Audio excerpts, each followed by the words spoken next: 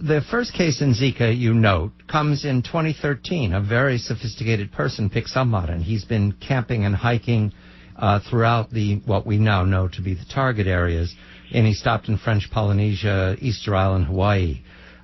He identifies it, and he identifies it very carefully, and it's documented. How is it that it takes 3 years to connect to that? Is that the nature of epidemiology?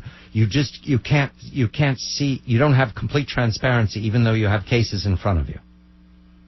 No, he's a smart guy and a sophisticated traveler, and he did this long trip through a lot of Latin America and then French Polynesia, and got sick with this rash and showed up at a travel clinic, and the nurse there said, "Gee, that looks like a dengue fever rash," and he said, "No, I think it's Zika." And she was kind of astonished because she said, "Nobody thinks of Zika." But French Polynesia was having the very beginning of its outbreak, and he had read in local papers. I see. He'd been there at the right time. Right. That makes sense. Exactly.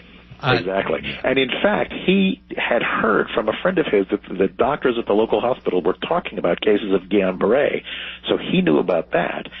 That was even before the doctors in French Polynesia had written a single academic paper about it. So he mentioned it to the nurse here in New York, and so she made a note of that. Her article about this case didn't come out until after everything happened in Brazil. It was suddenly after the Brazil event, then everybody who had any sort of academic article about Zika rushed it to publication. And hers was in a travel medicine